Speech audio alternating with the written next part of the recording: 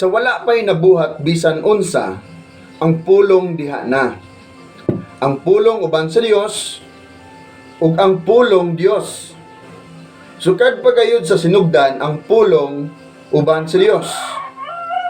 Pinaagi kaniya gibuhat sa Dios ang tanan ug walay bisan usa sa tanan nga nabuhat nga dili pinaagi kaniya. Diha sa pulong ang kinabuhi ug ang maong kinabuhi mao ang kahayag sa mga tawo. Ang kahayag nagdanag diha sa kangitngit ug wala makabuntog niini ang kangitngit. Then mo diretso tagamay sa 14 mga igsoon. Ug ang pulong nahimong tawo ug nagpuyo uban kanamo, puno sa grasya ug kamatuoran. Nakita namo ang iyang himaya, ang himaya nga iyang nadawat ingon nga bugtong anak sa amahan. Nindot palandungon sa usa ka magtotoo nga Ginoong Hesukristo nga mas the more pa nato siyang mailhan. Og nining kabuntagon igsoon, ipailaila ko pa kaninyo pag-ayo gikan sa pulong si Ginoo, gikan sa Biblia kung kinsa si Ginoong Hesus. So atong paghisgutan ining kabuntagon ang pagka-Dios ni Ginoong Hesukristo. Kining pulong igsoon higala, paagi kini siya diin mapaabot nato ang atong pagbulutan. Mapaabot nato sa atong isig katawo ang gusto natong ipaabot. Unsa ba ka atong gibate, unsa ba ka ang atong gihunahuna. So masulti nato na pinaagi sa pulong. Bisan gali ang mga amang, pwede silang maka-communicate, no? Pinagi sa mga sinyas-sinyas, no? Niya sa mga laki diha, no? Sa mga amahan naminyo bago dayta kung dili pinaagi sa pulong, no? Nakauyab bagyo dayta kaniadto kung dili pinaagi sa pulong. Di ba importante kayo ang pulong? Sa diha nga ang pulong malitok gani, depende na sa nagdawat niini. For example, ang babae naibog kayo sa lalaki. Ang iyara ginang gihulat kana yung pulong nga mahal ka nako. Kana ra yung pulong nga I love you. Ang bot kay pasabot igsoon nga ang pulong importante gayud kaayo.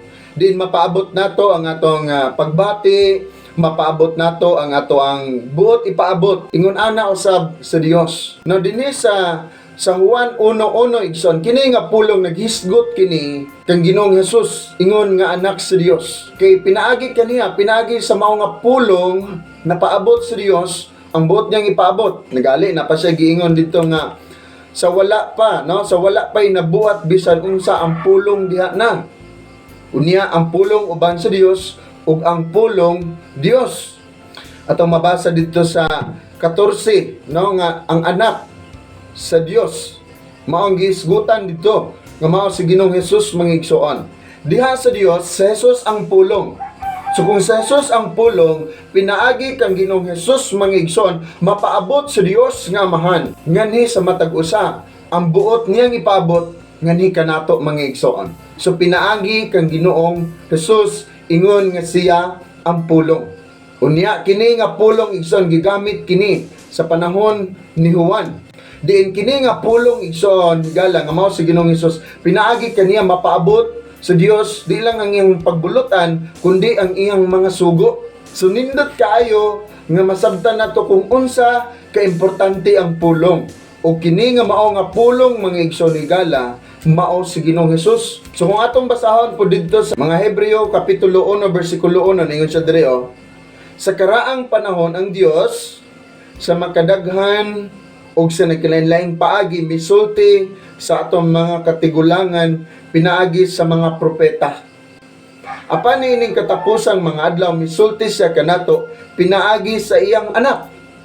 Pinaagi kaniya gibuhat sa Dios ang tibuok nga kalibutan o gipili siya aron manag-iya sa tanang butang. Naglarawan siya sa himaya sa Dios o diha gayud kaniya ang kinaiya sa Dios. Siya mao'y nagkupot sa tibuok universo, pinaagi sa iyang gamhanang pulong.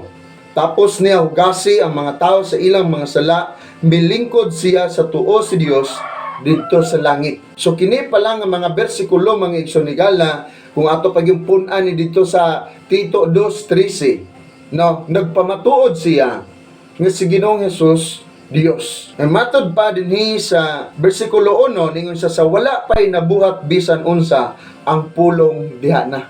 Subot ipasabot nga ang pulong nga mao si Ginoong Hesus igsoon sa English pa, He is eternal. Wala siya'y sinugdanan ug wala siya'y katapusan. Sa ato makita ang kining word na pre-existence nga sa wala pay butang, sa wala pay nahimugso, wala pay nabuhat dinhi sa kalibutan igsoon higala ang pulong diha na.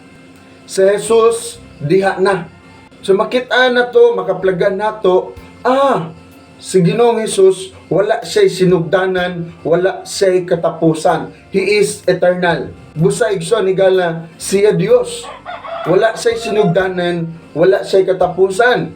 Naa niya ang kinaiya sa Dios. Hilabihan gayud ka dako nga panalangin igsoon kung atong mahuna-huna pag-ayo umabutang sa tong kasing-kasing nga kanang imong Ginoo nga mao sa Ginoong Hesukristo nga imong gialagaran igsoon ang iyang pagka-Dios, ang iyang kinaiya igsoon wala nagsugod or walay sinugdanan. Now dili pareha sa tawo nga nagsugod lamang kita sa panahon nga nahimugso kita.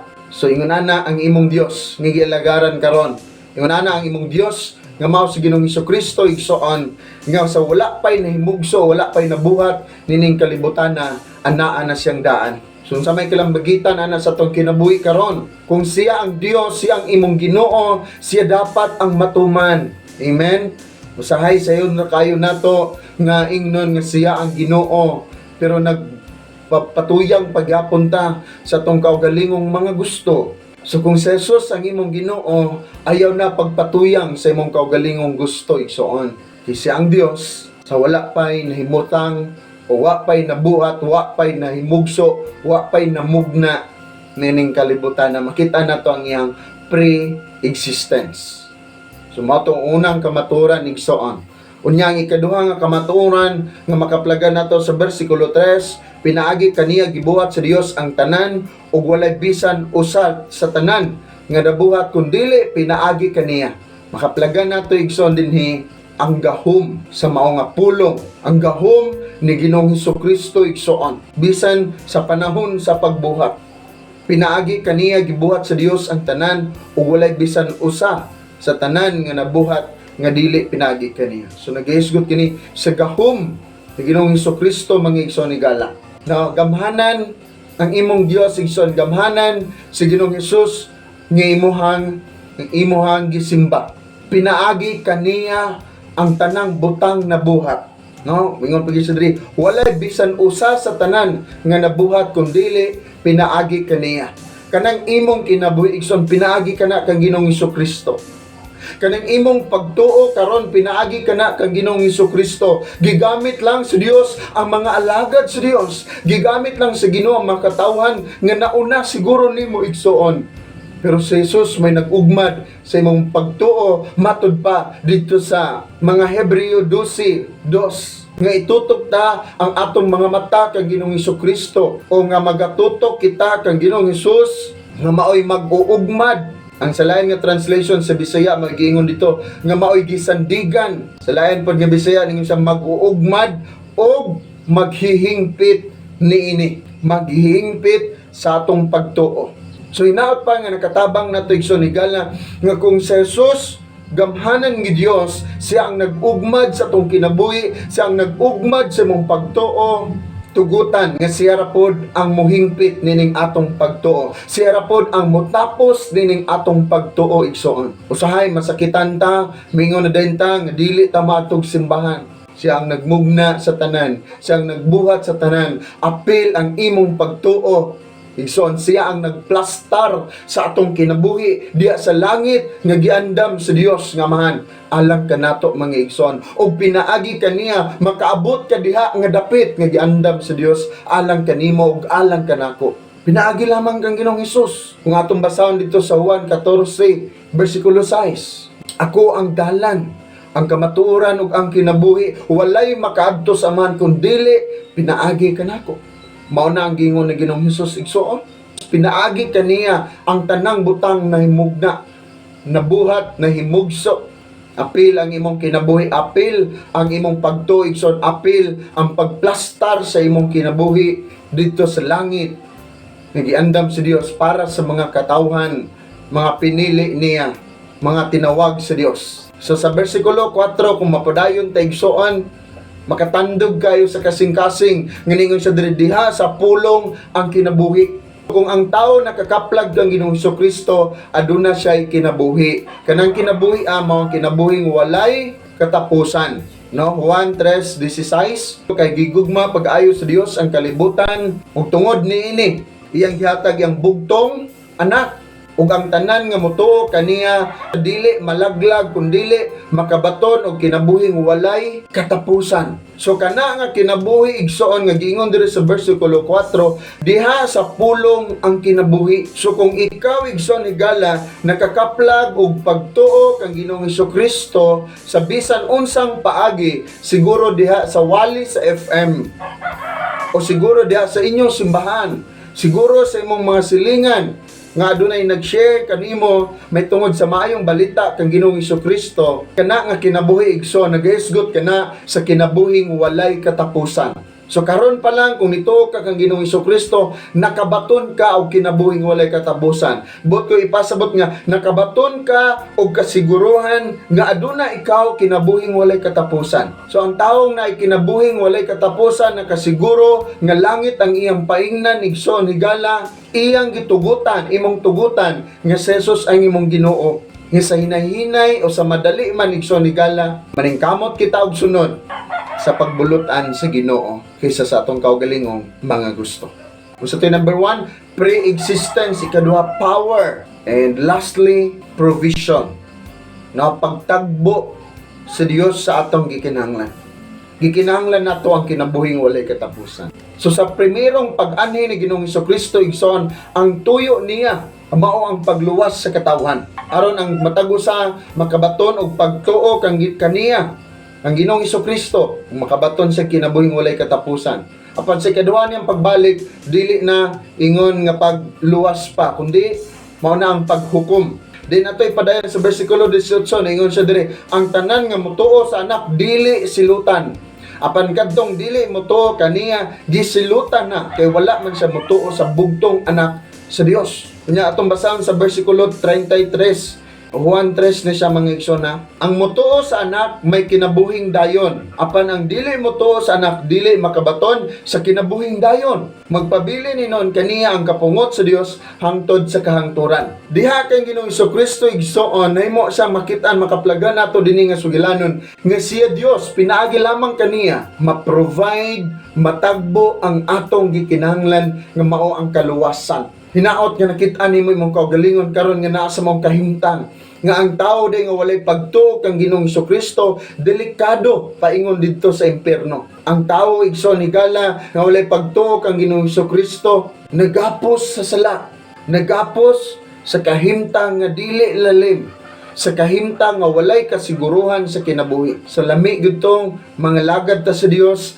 nga nakasiguro ta sa atong kinabuhi kung asa ta paingon. Usa sa akong nabantayan igsoon higala na obserbahan ko sa mga katawhan nga adunay pagtuo kang Ginoong Hesukristo, sa mga katawhan nga adunay kasiguruhan sa iyang kinabuhi, sa mga katawhan nga adunay kasiguruhan nga langit ang iyang paingnan, kanang mga tawhana dili magpasagad sa iyang pagkinabuhi matag adlaw. Di siya magbuhat sa mga butang nga wala gikalipay sa Dios. Ngano katong iyang mga sala kaniadto igsoon sa diha nga adunay pagtuo na siya kang Ginoong Hesukristo, iya natong gihinulsulan. Kumusta ka? Kumusta ko? Kumusta na tamang igsoon? Kumusta ng atong pagtuo sa Ginoo? Atong makining kayang ipakita sa atong buhi nga Dios nga doon na kita ipagtuo kaniya. Nga bisan sa atong pag-inusara, kaya pa natong sundon ang pagbuot sa Ginoo. O bisan sa atong kasakitan kung nasakitan man, kaya pa ba natong sundon ang pagtuo nato kang Ginoong Hesukristo mga igsoon. Nagkinahanglan kita sa kinabuhi, kana nga kinabuhi makaplagan ra da kang Hesus. Dili makaplagan ni bisan kinsa. Kanang kinabuhing dayon kang Hesus rigid nato na makaplagan. Siguruha nga duna kay pagtuo kaniya igsoon. Ingon sa diri ang kahayag nagdanag diha sa kangitngit ug wala makabuntog nini ang kangitngit. Magpabilin gud kanunay ang kahayag igsoon. Kabantay ka diha sa ngitngit kayo no? Nabangitngit kay nga palibot ng gabiing dako. Or naday gabiing gamay siguro no. kinamay gabiing dako, kanabang ngit-ngit na kayo ang palibot. Huna kay makita diha bisag aninipot na lang mapansin nimo na. Ngano? Kay nagdala siya og kahayag. Ingon ana usab sa tong kinabuhi igsoon, mao nang ayaw katingala kung naa kay pagtuo kang Ginoong Hesukristo, mapansin ang imong kinabuhi sa mga tawo. Then og naa kay mabuhat nga dili mao, mapansin gid na kayo nila. Ngano? Nasugod naman og kausab ang dagan sa imong kinabuhi sukad nga mituo ka kang Ginoong Hesukristo. Nga imong Ginoo og personal nga manluluwas.